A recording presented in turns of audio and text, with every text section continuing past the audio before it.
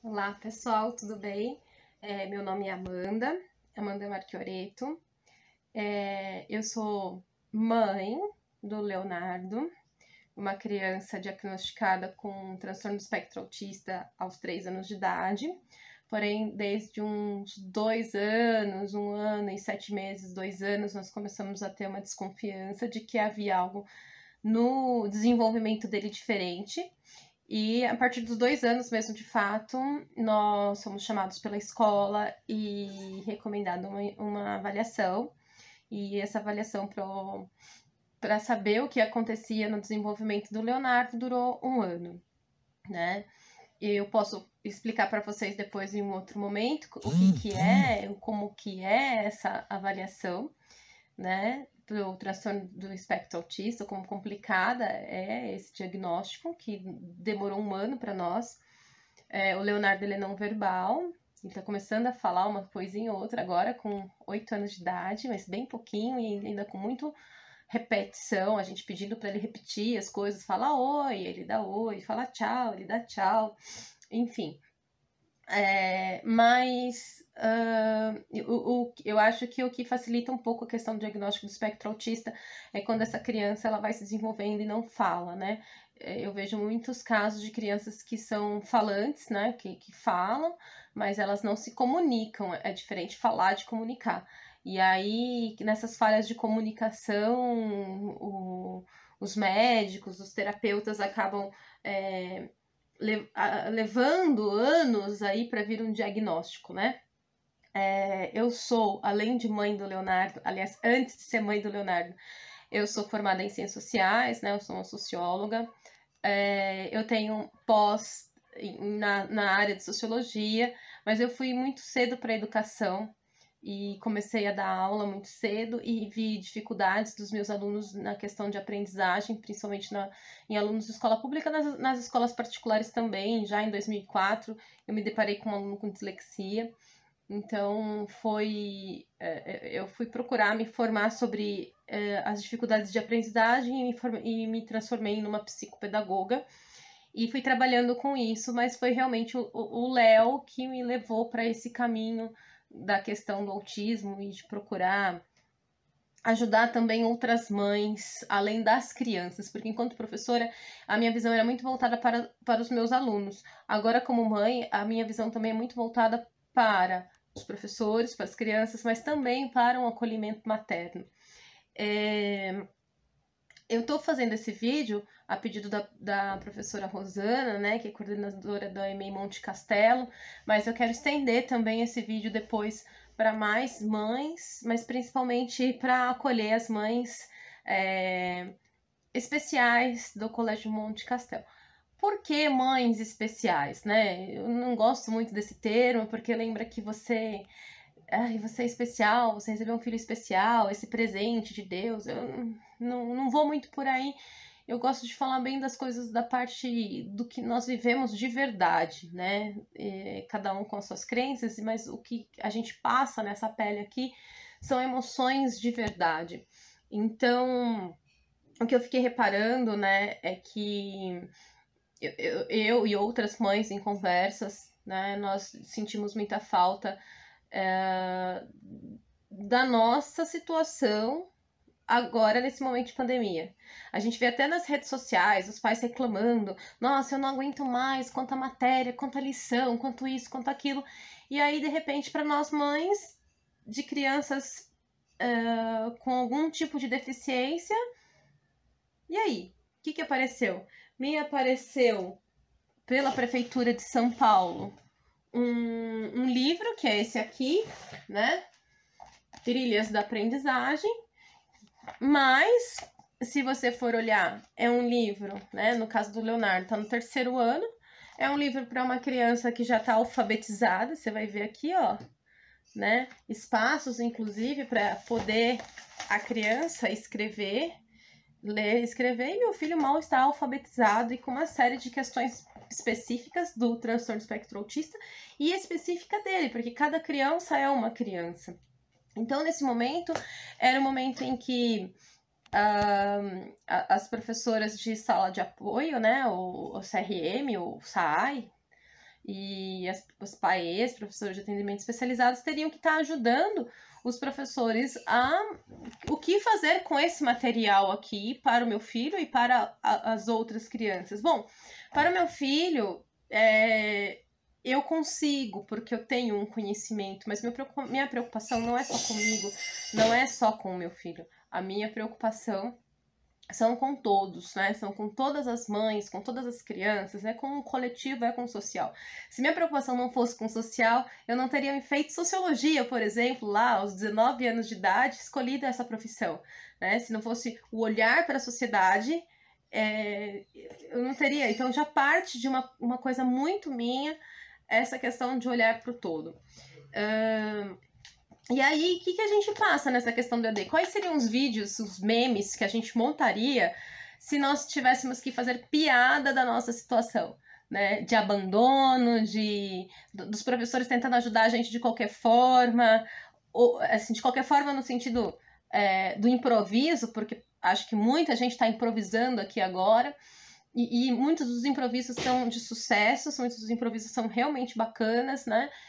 Da boa intenção do professor, de alguns mais especialistas do que outros, que conseguem mais resultados, mas de fato eu acho que está faltando muita coisa para a gente pensar nas nossas crianças, como elas merecem, como as outras crianças estão sendo pensadas, né? E por mais que tenha erros nessa questão do EAD das outras crianças, das crianças neurotípicas, vamos colocar assim, pelo menos, se há erro, você acerta, você desenvolve, está sendo pensado alguma coisa.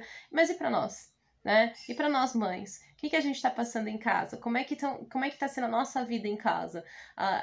Eu só tenho o Leonardo, mas eu fico me colocando no lugar de outras mães que têm outras crianças. Então tem que assistir ao EAD da outra criança e deve ser um sentimento muito estranho. Pensar assim, poxa, por que eu tenho tanta coisa para esse meu filho aqui, que eu amo tanto, e por outro, que nasceu com uma deficiência, que nasceu com uma questão que eu tenho que me desdobrar para conseguir mais a educação atravanca, né? Então, eu sinto isso, e eu gostaria aqui de compartilhar com vocês que são mães, que talvez sintam isso também, né? E que as diretoras de escola, as coordenadoras, os professores estão fazendo o que podem. E por isso a Rosana muito carinhosamente me procurou para ter uma fala a respeito disso, né? Nessa sinceridade, porque é no meu lugar de fala, no meu lugar de mãe, não só de especialista de educação, né? De professora, mas no meu lugar de fala de mãe, poder estar aqui tendo esse papo sincero com vocês. O meu sentimento maior, assim, que vem nesse momento é de capacitismo, é de que as nossas crianças não são capazes. E a gente não pode acreditar nisso, as nossas crianças são capazes. Elas não são capazes na mesma linha de aprendizagem com os outros. Eu acho que você já escutou muito isso, de falar, cada um no seu tempo. Só que se você ficar esperando muitas vezes o tempo do seu filho, esse tempo vai ficar muito, muito longo. Ele vai ficar muito tempo no tempo dele. A criança, ela precisa ser estimulada, a criança ela precisa ser olhada na sua matéria-prima, né, nas suas potencialidades. Então, às vezes as pessoas falam assim pra mim, cada criança no seu tempo. Eu falei, se eu deixasse o Leonardo no tempo dele, talvez ele estaria até hoje, com 8 anos de idade, olhando parado para um ventilador, rodando, porque ele adora coisas que giram.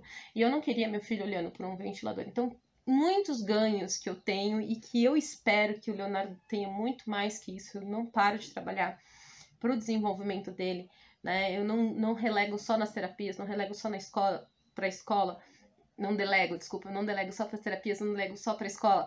Eu me cobro também muito a minha participação nisso. Eu acho que a gente precisa tirar um tempo para pensar no que a gente pode fazer, mas o que fazer? Né? Hoje eu ouvi um vídeo muito bonitinho de uma criança falando assim, professora, eu tô ligando aqui pra você, mandando um áudio pra professora, porque a minha mãe tem essas manias que a senhora tem de ensinar, ela não é igual você, minha mãe tem as manias dela, minha mãe trabalha em restaurante, as manias dela é cozinhar, né? E eu não consigo aprender. Então, de fato, existe um lugar, né, do aprendizado que é na escola e que nos foi retirado nesse momento de isolamento social. E pode ser que para muitas nossas crianças isso seja estendido, que isso seja maior, porque muitas nossas crianças ter problemas somatizados à deficiência, ou problemas respiratórios ou alimentares, que mesmo que as aulas voltem, vai ser um risco ainda mandar nossas crianças para a escola. Então, muitas mães vão optar por não mandar a criança na escola até que, né, realmente esse vírus tenha diminuído muito ou achado uma vacina, né, dependendo da gravidade sintomáticas aí dessas crianças. Bom, pode parecer, a gente pode ter uma impressão que ninguém se importa com a gente, né? Mas só o fato de eu estar aqui escrevendo, falando com vocês, é sinal de que alguém se importa, né? Eu acho que os diretores, os coordenadores, os professores, muita gente da linha de frente da educação se importa com a gente, sim. E que são pessoas que também estão esperando de hierarquias respaldo, né? Mas que eles têm que fazer alguma coisa e eles precisam fazer. Então, o fato de eu estar falando com vocês aqui hoje, esse convite, é um sinal de que as pessoas se importam, sim, né? Com a gente. Mas quem mais se importa, quem mais se preocupa com os nossos filhos somos nós, mães. Então, grande parte das leis, da LBI, da Lei de Diretrizes, da Lei Brasileira de Inclusão, né, e de tantas outras leis que nós temos em relação aos nossos filhos com deficiência, foram as mães, né, as próprias mães, que se colocaram diante dessas crianças, principalmente nas deficiências que geram questões de fala, questão de compreensão do mundo, né, desse mundo que nós organizamos para nossas constituições, para as nossas legalizações, para as nossas leis, né? Então, somos nós, mães, que realmente nos importamos. Então, a primeira dica que eu dou aqui nesse vídeo para vocês é: se preencham de mães iguais a nós, né? Escutem as mães, procurem... E não é escutar os lamentos, né? Tem um lugar que você vai ouvir, que você vai se lamentar, que você vai acolher, ou que você precisa contar o que você sente para alguém que sente igual a você. Mas não é disso que eu tô falando, né? É o lugar da gente poder receber informação, o que deu certo para você, o que não deu. E também saber ouvir. Porque eu escuto, eu estudo, eu passei a estudar bastante mais sobre a questão do autismo, principalmente.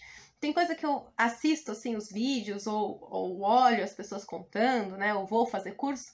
Isso não vai funcionar pro meu filho. Imagina, né? Vou dar um exemplo para vocês quando foram fazer trabalho de mesinha com o Léo, que eu tinha que aplicar coisas pro meu filho. E aí fizeram uma mesinha, era aquelas mesinhas de plástico de criança, que a criança fica sentadinha. Eu falei, imagina que meu filho vai sentar numa mesa de plástico dessa, na hora que eu oferecer uma coisa para ele fazer, ele vai chutar essa mesa vai voar, vai papel para um lado, coisa para o outro, não vai funcionar, né? Mas aí eu adapto, né? Então o que eu fiz? Eu fui num desses lugares de móveis antigos, assim, móveis usados, e peguei uma mesa de centro daquela dos anos 80, bem pesada, assim.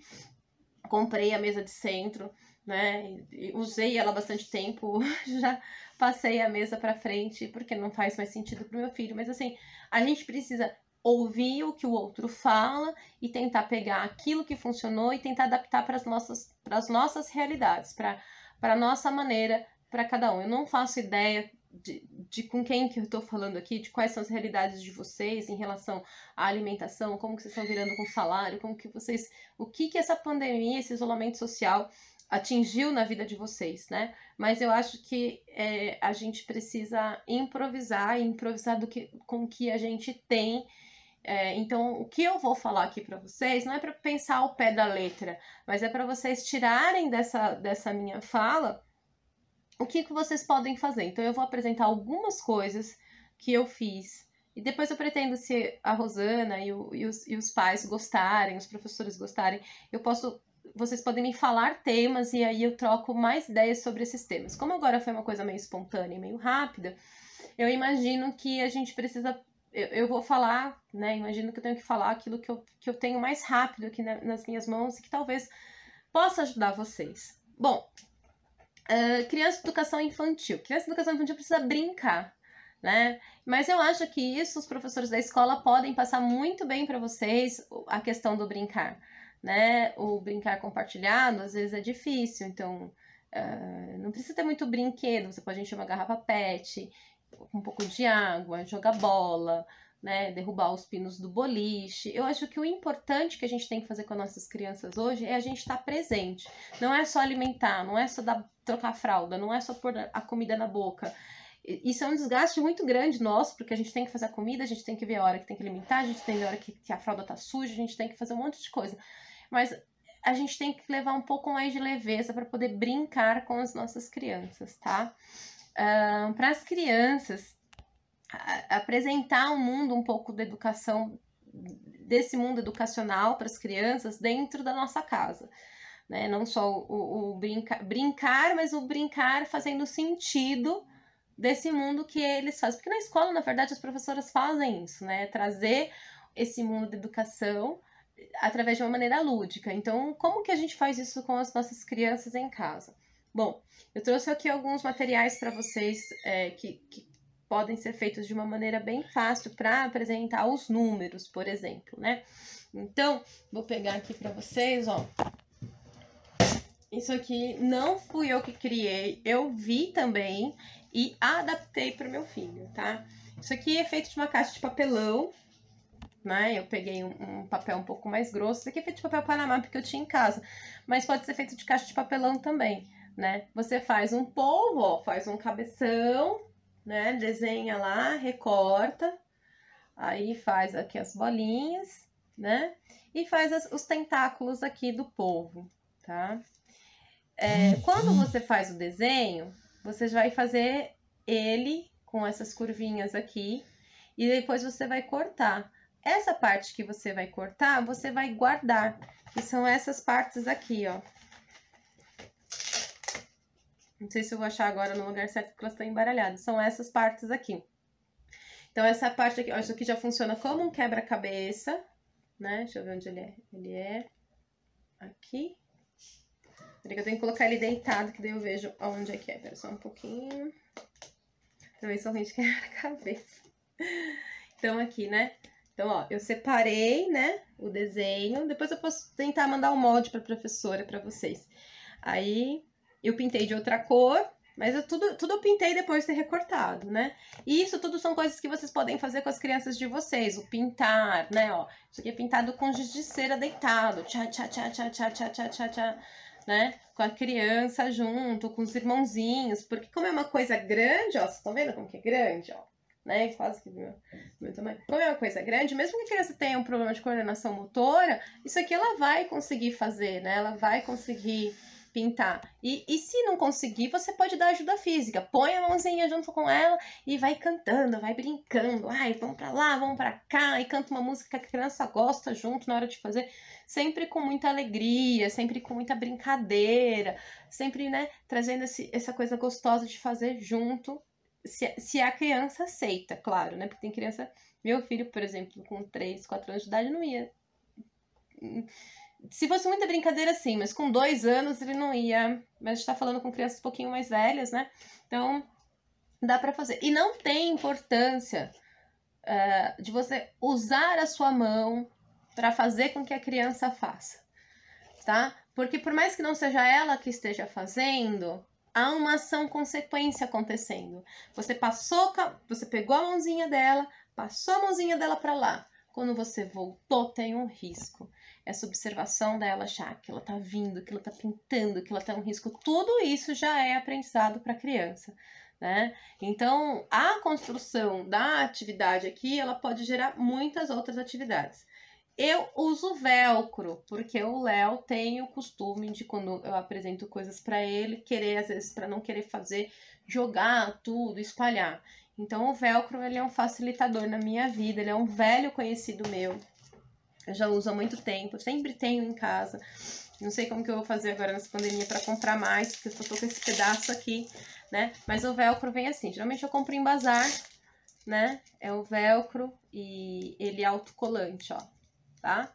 Então, são coisas que eu uso com velcro porque funciona muito pra mim. Mas tem criança que não tem esse problema, né? De jogar, tem mais atenção, tem mais foco, não é nervosa. Então, vocês podem fazer comum. E aí, o que é aqui, ó? Aqui, nesse velcro, eu vou colocar os números, né? Então, eu tô fazendo um vídeo, mas eu não separei direito aqui. Então, por exemplo, aqui, você vai colocar assim, olha, tentáculo 16, mas pode, eu tô só achando que eu coloquei aqui, ó, 16, né? Qual que vem depois do 16? É o 17. Desculpa, gente, me perdi aqui. Qual que vem depois do 17, né? Ou então aqui, ó, né? Você deixa assim, 16 e 18. Quem tá aqui no meio? Aí você deixa todos os números lá e ele vai ter que colocar aqui o 17. No caso, nessa plaquinha, né? O 17 vai estar aqui, aí você vai encaixar lá na plaquinha o 17. Você pode deixar tudo pronto, você pode deixar para ele numerar, você pode colocar... eu tô falando aqui de números altos porque são os que meus filhos trabalham hoje, mas você pode colocar 1, 2, 3, 4, 5... Pula 1, 7, 8. Qual que vai aqui? Qual que faltou? Ele tem que pegar lá e preencher. Aí aqui existem diversas maneiras de você fazer com que a criança conte, de 1 a 10, de 1 a 8, né? Então, eu acho que é uma questão legal, fácil de fazer. Essa em classificação aqui, você pode fazer com o plástico, né? Ou de plastificar mesmo o caderno, aquele transparente. Ou então, o que eu fiz também aqui foi usar aquela fita grossa transparente. Ai, meu Deus, eu peguei ela aqui. Aqui, achei. Essa fita aqui, ó, né? Então, você passa uma, depois pega a outra parte e passa duas, né? Então, daqui pra cá você vem, passou uma, passa duas, passa três. Também dá pra substituir com coisas que às vezes você tem em casa, né? Que essa aqui é uma fita de embalar caixa que às vezes as pessoas têm, ou pedir de repente para a escola, né? Eu não sei se a escola pode fazer isso, o PM da escola, né? O Cefai, de repente, junto com algum material que a criança esteja recebendo. Eu sei que tem crianças que estão recebendo a questão da comida, da merenda, né? Não é para ficar circulando, mas de repente faz uns kits, algumas coisas para as crianças terem em casa, para esses pais terem em casa para fazer com as crianças. Isso é um pensamento aqui, né? Não é para ficar circulando, indo buscar coisa na escola sempre, mas às vezes acho que uns kits de material aí, de repente dá para pensar em fazer. Não sei como que é a PM de escola de cada um, mas eu sei que são coisas viáveis para quem participa da escola. Pais de crianças com deficiência, participem da PM da escola, participem do conselho de escola, sejam participativos dentro da escola. Essa é uma dica que a gente não pode abrir mão, a gente tem que estar dentro da escola para participar da escola, para que as nossas crianças estejam dentro das comemorações, das coisas todas que acontecem, inclusive quando acontece alguma coisa tão inusitada como uma pandemia dessa, né? Então, essa aqui é a dica do povo, tá? Como eu disse, não é minha dica, isso aqui eu vi e adaptei para minha realidade, estou passando aqui para vocês. Aonde eu guardo? No envelope velho, ó. Tá vendo? Então, são coisas que eu vou fazendo. Não precisa... eu não tenho impressora para imprimir os números. Essa mãe aí tem impressora, tem plastificadora. Faz à mão, né? Faz à mão, faz com fichinha. Ontem mesmo, eu fui fazer uma fichinha. Eu guardo muita sucata, tá, gente? Tem um armário aqui que eu guardo muita sucata. Vocês terem uma... Olha aqui, ó. Eu não tô mentindo, eu só meti a mão no armário ali já. Rolinho de papel higiênico, sabe? Porque eu vou precisar de material mais duro, não tem em casa. Eu vou sair comprando cartolina. Eu tenho rolinho de papel higiênico, né? Então, a caixinha que veio, uma lembrancinha, alguma coisa. Guarda a caixinha também, que uma hora ela vai servir pra mim, né? Então, aqui, uma caixinha de não sei o que, de perfume. Até às vezes essa coisa no condomínio que tem negócio de reciclável ali, de vez em quando eu pego alguma coisa. Porque um dia eu vou usar. Não fica acumulando muita coisa, não. Porque senão a gente vira lixeira, né? Mas a gente tem que ter algumas coisas que você já tem mais ou menos na cabeça, que é tipo de material que você usa para guardar. Bom, Um outro que eu fiz com coisas que eu tenho em casa para contar é esse aqui, ó. Peguei um papel, era um papel até que era um cartaz de alguma coisa, né? De algum lançamento, de alguma coisa que vem de um livro. A parte do fundo era branca, coloquei os números aqui. E aí eu peguei capinhas de DVDs, os DVDs que a gente não usa mais. Aí coloca aqui, ó, número 7. Vamos contar? 7. Peguei uma caixinha, que era uma caixinha velha lá, que veio, que eu ganhei de um convite de casamento, não sei o quê. E que é velho porque a pessoa já tá fazendo vários anos de casamento, né? E aí eu peguei essa caixinha, que ela é durinha aqui, mas podia ser uma caixa de sapato, podia ser qualquer outra caixa. E aí eu coloco prendedor. Meus prendedores já são de plástico colorido, né? Peguei lá naquela loja Dyson. Posso falar dessas coisas não? Mas pode ser em qualquer lugar, pode ser na feira, tem. Ou então, simplesmente, você pode pegar os prendedores que você já tem aí na sua casa, de madeira, e aproveitar para pintar com o seu filho esse lápis de cor e depois, esse prendedor, e depois usar esse material que você pintou, que você fez para fazer esse tipo de atividade. Bom, então a ideia é o que aqui? Você vai colocar os prendedores aqui, né? Ao todo são 12 no meu, sempre a mais do que tem. Então você vai ensinar de 1 a 10, não coloca de 1 a 10, coloca mais que 10, porque senão a criança quando chega no 10 ela sabe, você não sabe se ela sabe se é 10 ou se ela tem que colocar tudo, por exemplo, tem que ter sempre uma sobrinha ali, tá? Aí a criança tem aqui. Aí você mostrou pra ela, olha, que número é esse? 7. Vamos contar? 1, 2, e aí, com o prendedor, você tá trabalhando várias coisas. Você tá aprendendo a contar e o movimento de pinça, porque isso aqui é duro de fazer. E grande parte das nossas crianças que têm dificuldade motora, a dificuldade de escrever. Porque escrever, gente, não é humano. Escrever é algo social. Assim como falar, né, a língua, falar inglês, falar português. Por que você fala português? Porque você desde pequena tá aqui no Brasil falando português. Você é um bebezinho brasileiro que nasceu aqui, de pai e mãe brasileiro, mas ele é adotado por americanos e não teve contato nenhum com a língua portuguesa.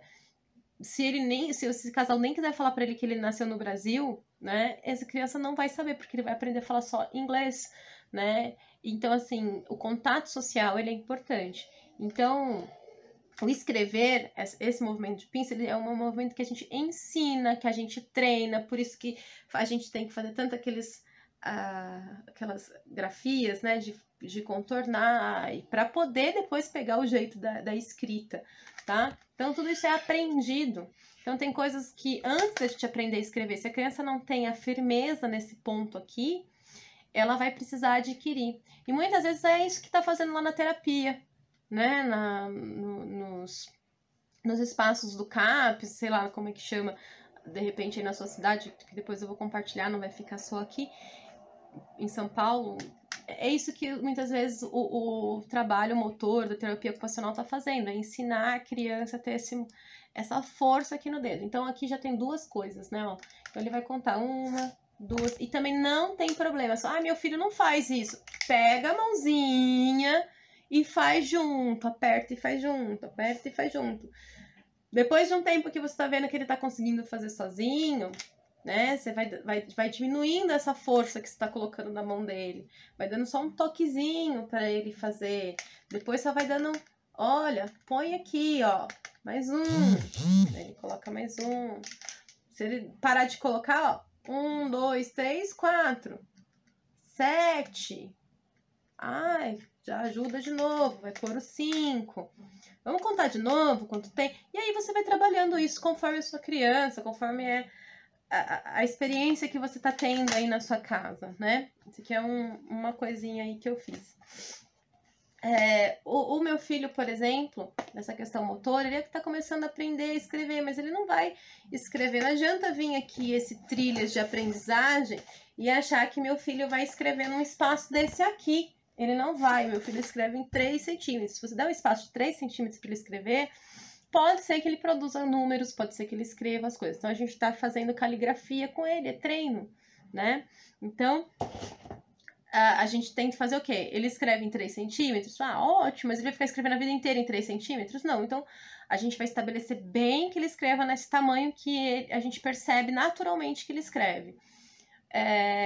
E aí eu vou estipulando para que isso seja diminuído, né? E uma dica que a terapeuta dele deu super bacana, que eu acho que eu posso compartilhar aqui com vocês, que a gente usa no caderno de caligrafia, né?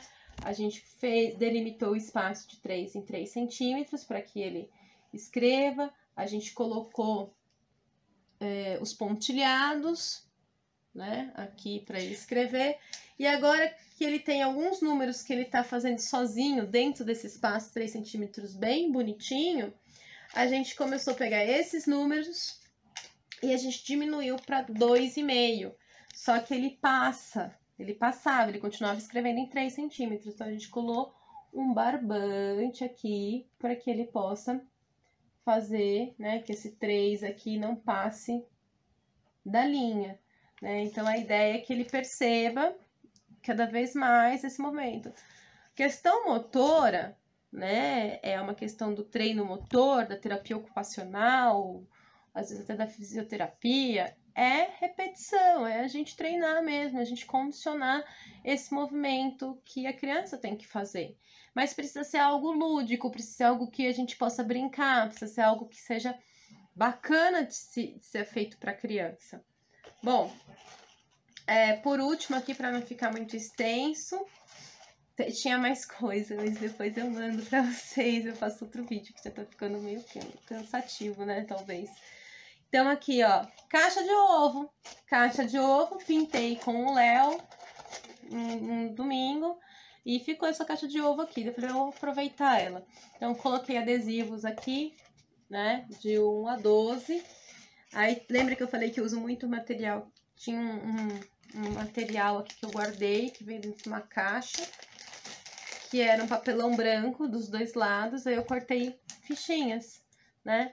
Então, eu vou mostrar para ele, por exemplo, número 1. Aí, ele vai colocar no 1.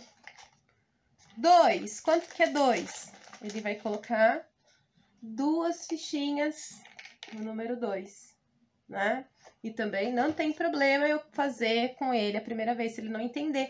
Tem muita criança que não entende, você dá a coisa para ela fazer, ela não entende. Não é igual o jogo, que você lê uma regra e a criança, tá, tem que fazer isso.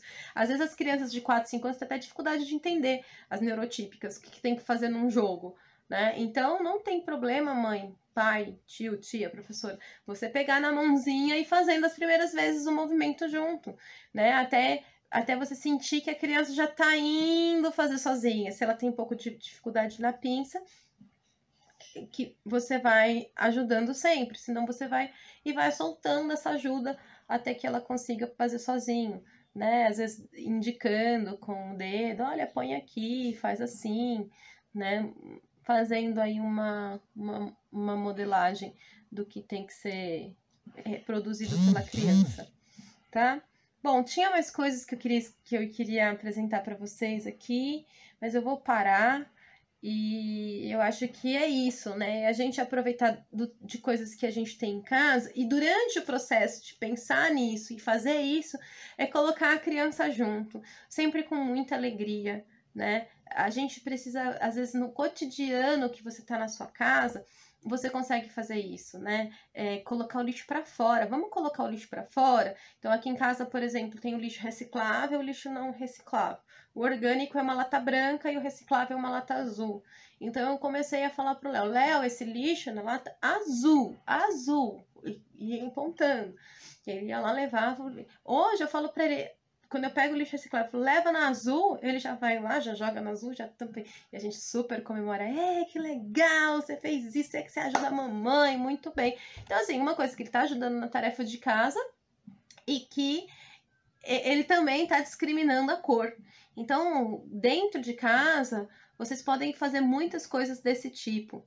E eu acho que seria um pouquinho a tarefa do Cefai, que conhece as PAEs e as PAEs, né, que conhecem as crianças bem, né, que poderiam estar orientando esses pais nesses momentos de fazer o que fazer, porque eu não sei se seu filho vai reconhecer esse tanto de atividades que eu demonstrei aqui, mas um pai que estava com seu filho lá, né, durante um tempo na escola, pode saber. Como eu disse, eu estou fazendo esse vídeo, ele é expandido, vou compartilhar com o pessoal específico, que ainda não tem esses professores, porque acho que eles são muito pequenininhos ainda, né?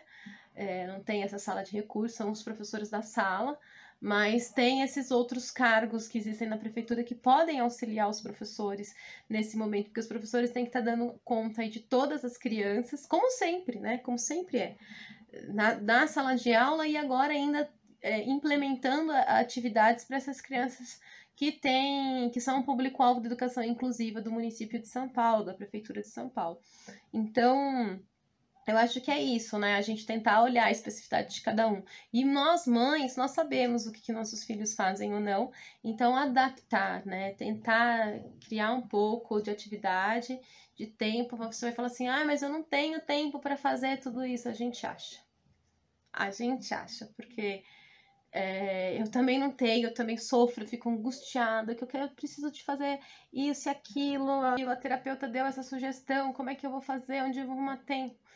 Não precisa se desesperar, faz aos poucos, vai fazendo aos poucos, vai fazendo aquilo que pode. Então eu falei, a gente precisa saber que nesse momento a criança ela precisa ser estimulada e que nós mães estamos ali. Nós não somos terapeutas, nós não somos professoras, mas nós somos mães e quem mais entende dos nossos filhos somos nós, né? Às vezes a gente vai lá na escola falar com a professora, você não faz, você não sabe, você não sei o quê. Então a gente pega esse dedo aqui de volta e faz assim, ó.